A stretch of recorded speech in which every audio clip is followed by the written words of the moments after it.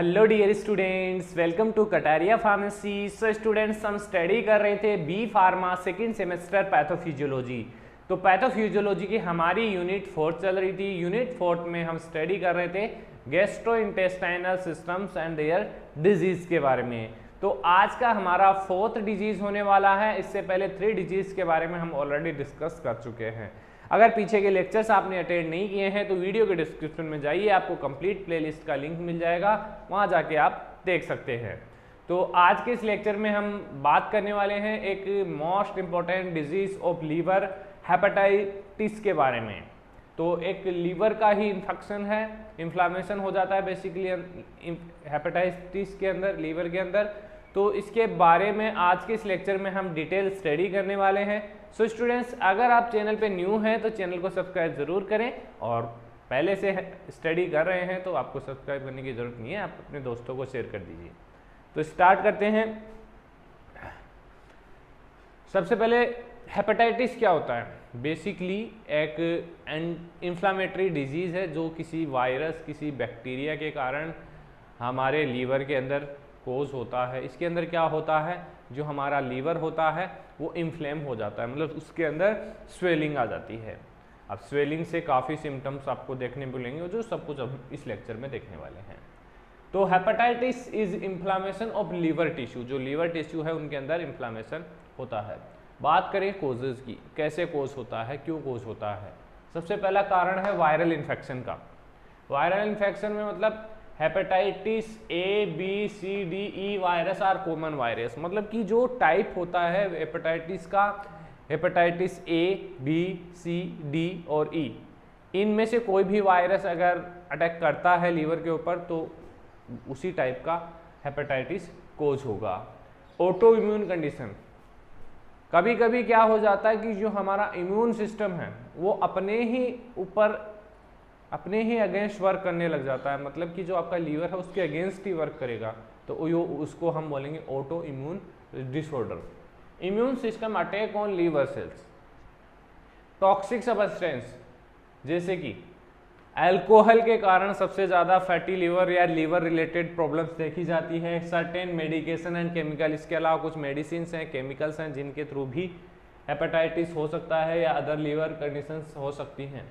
Other function जैसे कि like bacteria, parasite की वजह से भी ये कोज हो सकता है। तो these are the causes of hepatitis. बात करते हैं टाइप्स ऑफ हेपेटाइटिस। तो बेसिकली 4 टाइप के हेपेटाइटिस है, ए, बी, सी, डी, ई। तो जो हेपेटाइटिस ए है वो क्या है? Spread through contaminated food and water. Hepatitis A basically contaminated food और वाटर के थ्रू वो स्प्रेड होता है।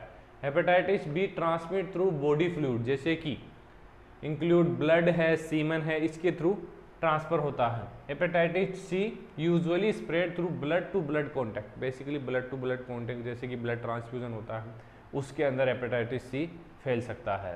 Hepatitis D only occur in those already infected with hepatitis, मतलब जिस पेशेंट को हेपेटाइटिस बी है उसी को हेपेटाइटिस डी कोज होगा।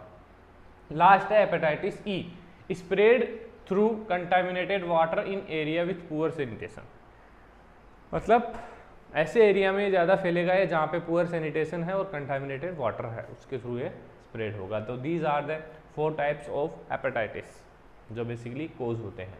बात करेंगे सिम्टम्स की। अगर किसी पेशेंट को हेपेटाइटिस है तो उसको क्या क्या सिम्टम्स देखने को मिलेंगे? जोंडिस हो सकता है, फैटिग हो सकता है, एब्डोमिनल पेन हो सकता है, losses of hepatitis, nausea and vomiting, dark urine and pale stool. These are the common symptoms of hepatitis. और अदर जो गैस्ट्रोइंटेस्टाइनल सिस्टम रिलेटेड डिजीज हैं उनके अंदर भी लगभग सेम कोजेज या सिम्टम्स देखने को मिलते हैं।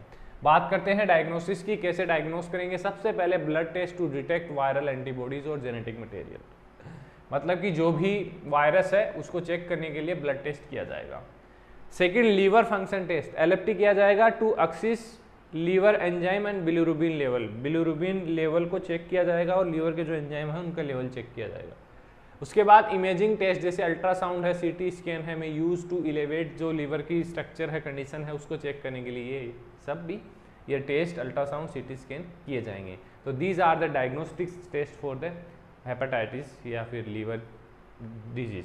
बात करेंगे ट्रीटमेंट की, तो सबसे पहले हेपेटाइटिस ए और ई का ट्रीटमेंट कैसे होगा? Often resolve on its own with supportive care, fluid, proper nutrition. Basically support इसके रिक्वायरमेंट होगी, प्रॉपर रेस्ट की रिक्वायरमेंट होगी, प्रॉपर फ्लूइड्स की रिक्वायरमेंट होगी और प्रॉपर न्यूट्रिशंस की रिक्वायरमेंट होगी, तभी ये रिकवर हो पाएगा।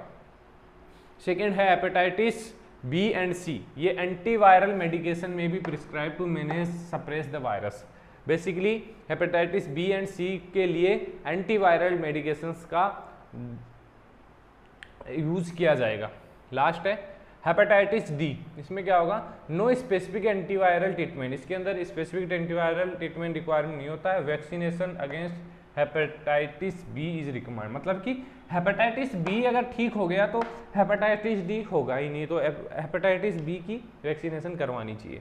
ऑटो इम्यून हेपेटाइटिस, इसके अंदर corticosteroid and other immune suppressive drug का यूज किया जाता है। जो ऑटोइम्यून मैंने बताया था कि अपना ही इम्यून सिस्टम अपने ही ऑर्गन पे अटैक करता है। बात करेंगे कॉम्प्लिकेशंस की, क्या क्या कॉम्प्लिकेशंस हो सकते हैं हेपेटाइटिस के कारण?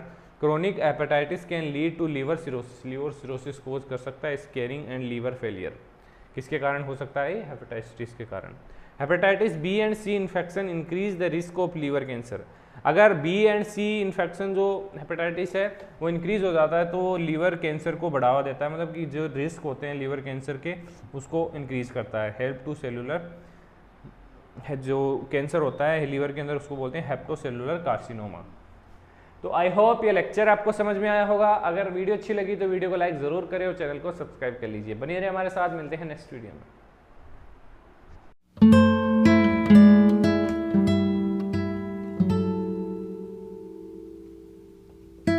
thank you